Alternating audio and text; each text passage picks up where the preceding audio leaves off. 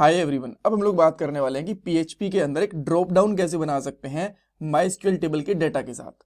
अब ये कौन सी ड्रॉप डाउन की बात कर रहे हैं मैं आपको बताता हूँ। हमारे पास डेटाबेस के अंदर स्टूडेंट्स नाम से एक टेबल है जिसके अंदर बहुत सारे स्टूडेंट्स का नाम है। मैं चाहता हूँ कि ब्राउजर के ऊपर ये जो सारे के सारे नाम है ना, ये एक ड्रॉप डाउन के अंदर दिखे। पीएचपी के अंदर कैसे दिख सकते हैं, इस पार्ट के अंदर हम लोग वही चीज देखने वाले हैं। ऑल राइट, तो उसके लिए क्या क्या करना पड़ेगा, सबसे पहले हमें एक ड्रॉप डाउन के लिए फाइल बनानी पड़ेगी। ड्रॉप डाउन बनाने के लिए राइट, सारा कोड उसके अंदर रहेगा। देन उसके अंदर कॉन्फ़िग वाली फाइल को इंक्लूड करेंगे। कॉन्फ़िग वाली फाइल के अंदर माइस्क्यूएल का और पीएचपी का कनेक्शन होता है। अब कनेक्शन क्यों बनाते हैं, कैसे बनाते हैं, मैं आपको ऑलरेडी बहुत बार बता चुका हूँ लास्ट के 2-3 पार्ट के अंदर, और उन वीडियोस का लिंक आपको इस प्लेलिस्ट के अंदर भी मिल जाएगा। देन हम लोग माइस्क्यूएल से डेटाबेस माइस्क्यूएल डेटाबेस के अंदर से डेटा को फैच करेंगे, उसे ड्रॉप डाउन को रेडी करेंगे, चेक करेंगे प्रॉपर्ली डेटा में दिख रहा है कि नहीं दिख रहा। इंटरव्यू क्वेश्चंस भी डिस्कस करने वाले हैं। ये हमारी पीएचपी की प्लेलिस्ट है, इसके अंदर 84 पार्ट्स आ चुके हैं और भी बहुत सारी वीडियोस आने वाली हैं। उनके बाद एक प्रोजेक्ट भी आने वाला है, और हर एक टॉपिक के साथ हम लोग इंपॉर्टेंट इंटरव्यू क्वेश्चंस भी कवर करते हैं जो आपकी जॉब और इंटरव्यूज में हेल्प करते हैं। सो ओवरऑल काफ़ी इंपॉर्टेंट प्लेलिस्ट है, पूरी देखना। लिंक मैंने डिस्क्रिप्शन बॉक्स में डाल दिया। ऑलराइट, अब हम क्या करते हैं, VS कोड के ऊपर चलते हैं और एक न्यू फाइल क्रिएट करते हैं। मैं इस फाइल का नाम यहाँ पे रखता हूँ ड्रॉप डाउन, एंड आप चाहो तो इस फाइल का नाम कुछ भी रख लो, मुझे कोई प्रॉब्लम नहीं है। मैं यहाँ पे करता हूँ PHP, इसका नाम रखता हूँ। यहाँ पे PHP के टैग्स लगाएंगे, एंड देन सबसे पहले हमें क्या करना है, PHP वाली फाइल को इंक्लूड करना है जो इसकी कॉन्फ़िग वाली फाइल है।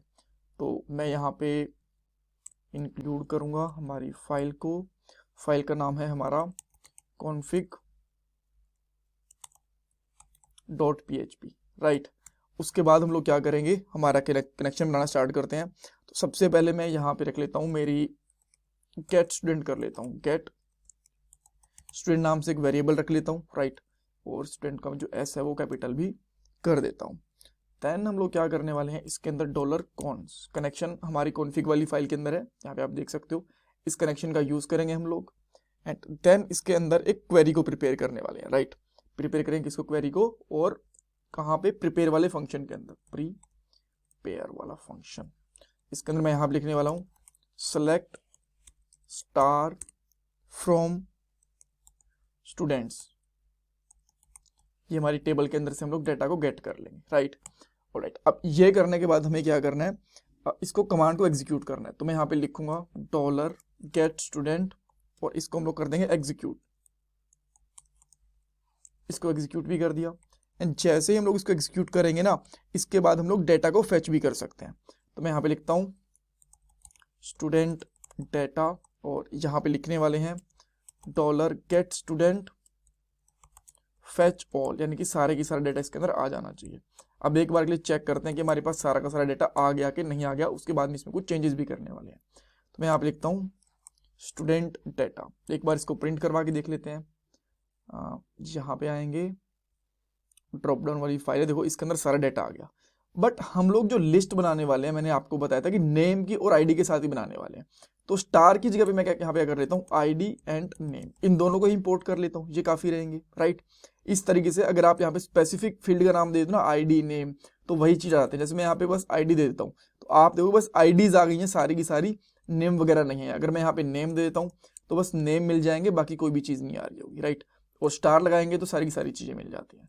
सो मैं यहाँ पे आईडी एंड नेम इन दोनों को निकाल लेता हूँ। दो चीजें क्यों निकाली ड्रॉप डाउन के लिए, उनकी जरूरत होती है, मैं आपको बताऊंगा। सो इसके बाद हम लोग क्या करने वाले हैं, एक एको करेंगे और यहाँ पे एक सिलेक्ट ले लेते हैं। सिलेक्ट टैग होता है जो कि हम लोगों को ड्रॉप डाउन क्रिएट करके देता है। इसकी मैं कॉपी बनाऊंगा और इसको मैं यहाँ पे क्लोज भी कर दूंगा, राइट। देन इसके अंदर हम लोग यहाँ पे फॉर ईच लगाने वाले हैं।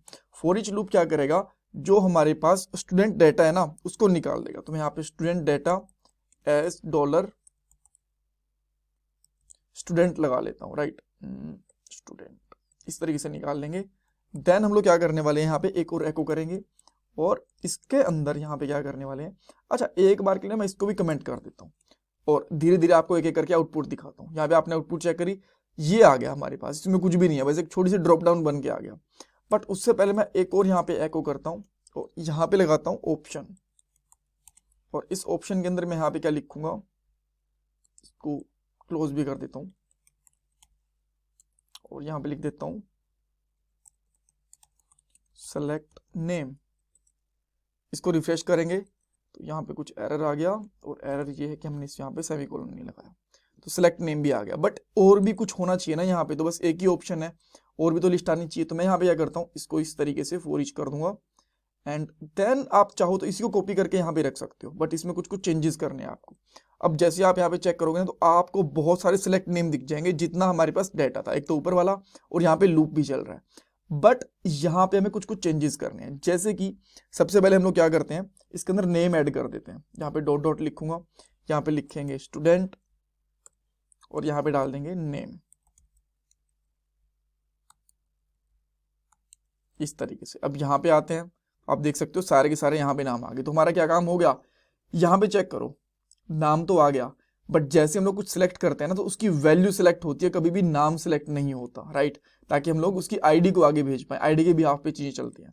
तो अब हम लोग यहाँ पे क्या करेंगे, सिंपली सेम इसी तरीके से डॉलर स्टूडेंट लिख के यहाँ पे इसकी आईडी को निकाल देंगे, जो हमारे पास यहाँ पे आईडी थी। और अब इसको फिर से रिलोड करते हैं। अब देखो यहाँ पे, अच्छा ये ना मुझे यहाँ पे क्या करना पड़ेगा, वैल्यू लिखना पड़ेगा एक्चुअली। एंड अब देखो यहाँ पे वैल्यू भी हमें मिल गई है यहाँ पे प्रॉपर। तो जैसे मैं यहाँ पे कुछ भी वैल्यू सिलेक्ट करता हूँ, नेम और वैल्यू दोनों सिलेक्ट हो जाते हैं, राइट। अब इसका आप कुछ भी कर सकते हो, यहाँ पे देख सकते हो, राइट। अब इससे आप यहाँ पे सिलेक्ट करके यूजर को डिलीट करवा सकते हो, उसको एक स्पेसिफिक यूजर को अपडेट कर सकते हो, जो भी चीजें आप करना चाहो इसके साथ में कर सकते हो।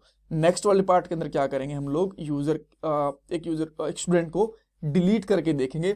डिलीट आप लोग यहाँ पे भी कर सकते हो, मैं या तो ये वाली फाइल में करके देखूंगा, या फिर जो रीड वाला डेटा है ना, यहाँ पे टेबल यहाँ पे लगा के देखूंगा, और मैं भी आपको दोनों ही टेबल के अंदर में डिलीट करके दिखा दूं, दोनों ही तरीके से, राइट। सो लेट्स सी क्या क्या प्लान करते हैं। अभी नेक्स्ट वाले पार्ट के लिए भी मैंने प्लान करा नहीं है, दैट्स ऑल। और मैं आपसे रिक्वेस्ट करूंगी, प्लीज़ अगर अब तक आप लोगों ने चैनल सब्सक्राइब नहीं करा तो प्लीज़ कर लो। ये आपके लिए कंप्लीटली फ्री ऑफ कॉस्ट है, बट इससे हमें बहुत वैल्यू मिलती है, बहुत मोटिवेशन मिलता है, और हम आपके लिए और वीडियोज़ को लेके आ पाते हैं। ये मेरा पेटीएम का डोनेशन नंबर है, अगर आप डोनेशन करना चाहते हो। Thank you guys, thank you so much.